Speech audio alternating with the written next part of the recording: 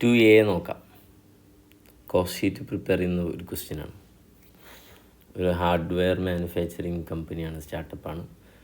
അവർ കഴിഞ്ഞ 2022 200 കമ്പ്യൂട്ടർ വിറ്റു. എന്നിട്ട് അവരുടെ P&L അക്കൗണ്ടാണ് തന്നിട്ടുള്ളത്.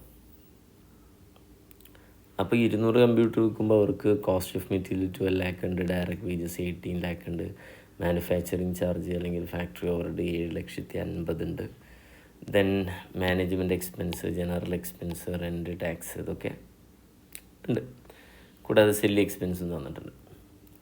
സെയില് 60 lakh, അങ്ങനെ ബാലൻസ് ചെയ്ത് നെറ്റ് പ്രോഫിറ്റ് 4,50,000 തന്നിട്ടുണ്ട്. ഇനി നമ്മുടെ അടുത്ത് പറഞ്ഞത് ഇതൊക്കെ ആക്ച്വൽ ബേസാണ്. ഏത് വർഷത്തെ? 2022. ഇത് വെച്ചിട്ട് നമ്മുടെ അടുത്ത് 2023 എന്താണ് ഇവിടെ എഴുതിയിട്ടുണ്ടാവും, prepare a cost sheet for year 2023 cost sheet prepare ചെയ്യാൻ പറഞ്ഞതാണ്. ഓക്കെ, അപ്പോൾ അതിലെന്തൊക്കെ മാറ്റങ്ങൾ വരുന്നത് എന്നുള്ളതാണ്. ആദ്യം തന്നെ പറയട്ടെ, 300 കമ്പ്യൂട്ടറിന് മാനുഫാക്ചർ ചെയ്യാൻ പോകുന്നത് 2023. എസ്റ്റിമേറ്റ് ചെയ്യുമ്പോൾ നമ്മൾ 300 കമ്പ്യൂട്ടറിനുള്ളത് ചെയ്യണം. അപ്പോൾ 300 കമ്പ്യൂട്ടറിന് എങ്ങനെ കാണാം? 12 lakh ഡയറക്റ്റ് മെറ്റീരിയൽ 200 ആണ്. അപ്പോൾ 300 എങ്ങനെ കാണാം? Direct material 12 lakh divided by 200 into 300. Clear? പിന്നെ ഒരു കാര്യം കൂടെ പറയുന്നുണ്ട്, എല്ലാ കാലത്തും മെറ്റീരിയലിൻ്റെ പ്രൈസൊന്നും സെയിം ആവണമെന്നില്ലല്ലോ, ഇൻക്രീസ് ചെയ്യും. എത്രയാണ് നമ്മൾ എക്സ്പെക്റ്റ് ചെയ്യുന്നത്? 25% പ്രീവിയസ് ഇയർ ലെവലിനെ ബേസ് ചെയ്തിട്ട്. അപ്പോൾ എത്ര കൂടെ മൾട്ടിപ്ലൈ ചെയ്യണം? 125%. അങ്ങനെ 22,50,000 ഡയറക്റ്റ് മെറ്റീരിയൽ കോസ്റ്റ് വരാം. ദെൻ ഡയറക്റ്റ് ലേബർ 18 lakh ആണ്. അതും proportionately 18 lakh divide by 200 into 300 അടിക്കാം. വേജസ് 10% കൂടിയിട്ടുണ്ട്. അപ്പോൾ ഇൻറ്റു 110 അടിച്ചാൽ 29,70,000 കിട്ടും. അങ്ങനെ നമുക്ക് പ്രൈം കോസ്റ്റ് കിട്ടും.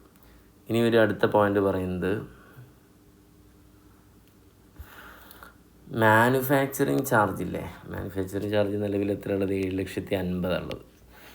അത് ഇൻക്രീസ് ചെയ്യുന്നുണ്ട്. അതെങ്ങനെയാണെന്ന് ചോദിച്ചാൽ, increase in proportion to the combined cost of material and wages. അതാണ് ഇവിടുത്തെ main twist. Combined cost of material and ഏതെടുക്കുക? വേജ് എടുക്കുക. അപ്പോൾ അത് ഞാൻ കാണിച്ചു തരാം. കമ്പൈൻഡ് കോസ്റ്റ് ഓഫ് മെറ്റീരിയലും വേജസും കൂടെ കമ്പൈൻ ചെയ്ത് എത്ര വരും? 12 lakh പ്ലസ് 18 lakh എത്ര വരും? 30 ലക്ഷം വരും. ആ 30 ലക്ഷത്തിൻ്റെ എത്ര ശതമാനമാണ് 7.5 lakh എന്ന് കാണാം. അപ്പോൾ കണ്ടു നോക്കൂ, 7.5 lakh divided by 30 lakh. 7.5 lakh പറയുമ്പോൾ നിലവിലെ manufacturing divide by 30 lakh into 100 അടിച്ചാൽ കിട്ടുന്ന പെർസെൻറ്റേജ് 25% ആണ്. ഇവിടെ വർക്കിംഗ് നോട്ട് ഉണ്ട്, കണ്ടില്ല? Manufacture all divide by direct material plus direct labour ചെയ്ത് വന്നപ്പോൾ 25% കിട്ടി. ഈ 25% എന്ന് പറഞ്ഞാൽ എന്താ? ഫാക്ടറി ഓവർഹെഡ് എന്ന് പറഞ്ഞാൽ ഡയറക്റ്റ് മെറ്റീരിയലിൻ്റെയും ഡയറക്റ്റ് ലേബറിൻ്റെയും 25% ആണെന്ന് പറയുന്ന ഹിൻഡ് ക്വസ്റ്റ്യനാണ് ഇത്. ഈ ക്വസ്റ്റ്യനിലെ ഏറ്റവും ട്രിക്കി ആയിട്ടുള്ള ഒരു പോയിൻ്റ് ഇത് മാത്രമേ ഉള്ളൂ. അങ്ങനെയാണെങ്കിൽ ഇവിടെ എങ്ങനെ കാണാം? ഡയറക്റ്റ് മെറ്റീരിയലിൻ്റെയും ഡയറക്റ്റ് ലേബർ കൊടുക്കുക. അതോ പ്രൈം കോസ്റ്റ് 52,20,000 എത്ര ശതമാനം എടുത്താൽ മതി? 25% എടുത്താൽ ഏത് കിട്ടും? മാനുഫാക്ചറിങ് ഓവർഹെഡ് കിട്ടും. സിമ്പിൾ. ഓഫീസ് എക്സ്പെൻസുമായി ബന്ധപ്പെട്ട് എന്തെങ്കിലും പറഞ്ഞില്ല? സെല്ലി എക്സ്പെൻസ് എന്ത് ചെയ്യുന്ന? റിമെയിൻ അൺചേഞ്ച് പറഞ്ഞില്ല. ആയിക്കോട്ടെ, പെർ യൂണിറ്റ് ഇടാം, വാരിയബിൾ കോസ്റ്റ് ആണ്. അപ്പോൾ അതേപോലെ അതർ എക്സ്പെൻസ് എങ്ങനെ പറയാൻ? Selling expense per unit will remain unchanged എന്ന് പറഞ്ഞപ്പോൾ തന്നെ നമുക്ക് മനസ്സിലായി അത് ഏതാണ്? വാരിയബിൾ കോസ്റ്റ് ആണ്. ഒരു ഹിൻ്റാണ്. അതേപോലെ അതർ എക്സ്പെൻസ് റിമെയിൻ ആണ് affected by the race in the output. അപ്പോൾ അതിനെ ഏതായിട്ട് നമ്മൾ പറയും? യൂണിറ്റ് മാറുന്നതിനനുസരിച്ച്, മാറുന്നില്ലെങ്കിൽ അത് ഫിക്സ്ഡ് കോസ്റ്റും, പെർ യൂണിറ്റ് റിമെയിൻ അൺചേഞ്ച്ഡ് ആണെങ്കിൽ ഏതാണ്? Variable cost. ഓക്കെ, അപ്പോൾ നമുക്ക് അടുത്ത ഏതെടുക്കാം? മാനുഫാക്ചറിങ് കഴിഞ്ഞ് അടുത്ത എക്സ്പെൻസ് ഏതാണ്? ഇതൊക്കെ നമുക്ക് എന്തെന്ന് വിളിക്കാം? Other expense. അല്ലെങ്കിൽ ഇതൊക്കെ എന്താണ്? Fixed expense. എത്ര ആഡ് ചെയ്യാം? 9, 3, 1, 50. എത്ര വരും? 13,50,000. ഇവിടെ ഒരു മാറ്റമില്ല. കണ്ടാ? ക്ലിയർ? അതേപോലെ അപ്പോൾ എന്ത് കിട്ടും? ഫാക്ടറി കോസ്റ്റിൻ്റെ കൂടെ ഓഫീസ് ഓവർഹെഡ് ആഡ് ചെയ്ത് കഴിഞ്ഞാൽ എന്ത് കിട്ടും? കോസ്റ്റ് ഓഫ് പ്രൊഡക്ഷൻ കിട്ടും 78,75,000. കൊണ്ടുവരുക. ദെൻ സെല്ലിംഗ് ഓവർഹെഡ് എങ്ങനെയാണ് പറയുന്നത്? പെർ യൂണിറ്റ് മാറത്തില്ല എന്നാണ് പറയുന്നത്. അതിന്റെ മീനിങ് എന്താ? സെല്ലിംഗ് ഓവർഹെഡ് മാറില്ല എന്നാണോ? അല്ല, സെല്ലിംഗ് ഓവർഹെഡ് 4,50,000 പറഞ്ഞാൽ ഏതിനാണ്? 200 അല്ലേ? അപ്പൊ 300 എങ്ങനെ കാണാൻ പറയൂ?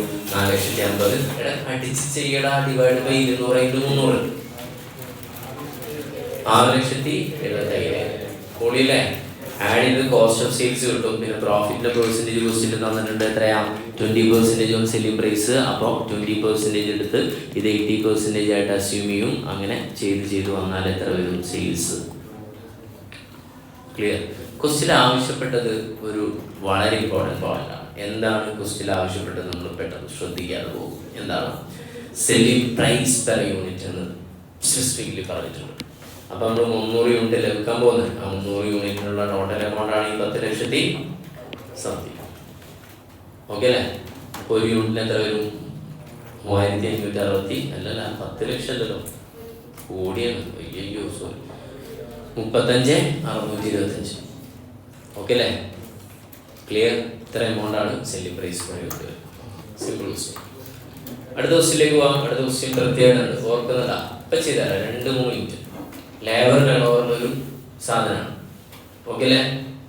ക്ലിയർ? എന്ത് ക്ലിയർ? ക്വസ്റ്റ്യൻ നോക്കി. ഇതാ ഒരു കമ്പനി ഉണ്ട്. ആ കമ്പനിയുടെ profit loss want to know profit loss അല്ലെങ്കിൽ forgone as the result of labour turn over last year sales 66 lakh, PV ratio 20%. Total number of actual hours worked by the direct labour force എത്ര? 3,40,000. അതിൽ ഈ vacancy fill ചെയ്യുന്നതിൻ്റെ പ്രയാസമായിട്ട് 75,000 potential unproductive hours lost ആണ്. അപ്പോൾ ഈ 75,000 ഈക്വലായിട്ടുള്ള എന്ത് കാണും? സെയിൽസ് കണ്ടിട്ട് അതിൻ്റെ 20% ഇട്ടാൽ profit forgone due to labour turn over കിട്ടും. ആക്ച്വൽ ഡയറക്ട് ലേബറിൽ ഒരു പ്രശ്നം കൂടി ഉണ്ട്. 30,000 hours attributable to new training, out of which half of the hours were unproductive. അപ്പോൾ ചുരുക്കി പറഞ്ഞാൽ ഈ 66 ലക്ഷം എത്ര ഹവേഴ്സിനുള്ളതാണ്? 3,40,000 ആണോ? അല്ല, ഈ 3,40,000 30,000 ന്യൂ റിക്രൂട്ട്മെൻറ്റ് ചെയ്ത ആളുകൾക്ക് ട്രെയിനിങ് കൊടുക്കുന്നുണ്ട്. അതിൽ 15 അൺപ്രൊഡക്റ്റീവ് ആണ്. അപ്പം 3,45 15 ലസ്സി എത്ര വരും? 3,30,000. ഈ 3,30,000 66 ലക്ഷം. ക്ലിയർ? അപ്പോൾ 66 ലക്ഷം ഡിവൈഡഡ് ബൈ 3,30,000. ഓക്കെ അല്ലേ? അപ്പോൾ എന്തിനും ഒരു ഹവറിൽ കിട്ടും അല്ലേ? നമ്മളിനി എത്ര ഹവേഴ്സാണ് നഷ്ടപ്പെടുത്താൻ പോകുന്നത്? 75,000. അപ്പോൾ 66 ലക്ഷം ഡിവൈഡ് ബൈ 4,30,000 × 75,000 എത്ര വരും? ഓക്കെ അല്ലേ? അതിൻ്റെ 20% ഉണ്ട്. എത്ര വരും? 3 lakh. Contribution forgone due to labour turn over എത്ര വരാം? 3 ലക്ഷം. ഇനി ലേബർ ടേൺ ഓവർ ഉണ്ടായതുകൊണ്ട് നമുക്ക് താഴെ കുറച്ച് എക്സ്പെൻസുകളൊക്കെ വന്നിട്ടുണ്ട്. ഏതാ? Settlement cost, recruitment cost, selection cost ഒക്കെ ആഡ് ചെയ്ത്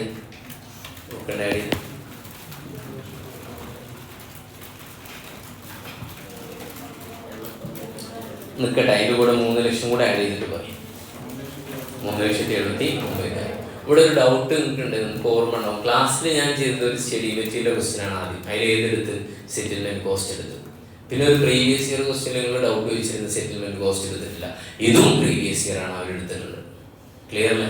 അപ്പോൾ ആ പ്രീവിയസ് ഇയറിൽ എന്തുകൊണ്ട് എടുത്തില്ല? മനസ്സിലായി എന്താണെന്ന് അറിയില്ല, അവരോട് ചോദിക്കണം. ഓക്കെ അല്ലേ? Yes, that's all. അപ്പോൾ സെറ്റിൽമെന്റ് കോസ്റ്റ് ഒക്കെ എന്ത് ചെയ്യാൻ എടുക്കാം. ഇതിൻ്റെയൊക്കെ കാരണം സെറ്റിൽമെന്റ് ചെയ്യാനുള്ള സാധ്യത കാരണം എന്താ? ലേബർ ഇവിടുന്ന് പോകണോണ്ടല്ലേ സെറ്റിൽമെന്റ് ഉണ്ടാവുന്നത്. അപ്പോൾ due to labour turn over ആണ്. അത്രേ ഉള്ളൂ. ഇതിന്റെ കോൺസെപ്റ്റ് ഓർക്കുന്നുണ്ടാവും അല്ലേ? ഇത്രയും കോസ്റ്റുകൾ നമുക്ക് ഉണ്ടാവാനുള്ള കാരണം ലേബർ ടേൺ ഓവർ അല്ലേ? ഇങ്ങനെ ലേബർ ടേൺ ഓവർ ഉണ്ടായിരുന്നില്ലെങ്കിൽ നമുക്ക് ഈ കോസ്റ്റ് ഉണ്ടാവുമായിരുന്നില്ലോ. കോസ്റ്റ് ഇല്ലായിരുന്നെങ്കിൽ നമ്മുടെ പ്രോഫിറ്റ് കൂടുമായിരുന്നില്ലേ? That's all.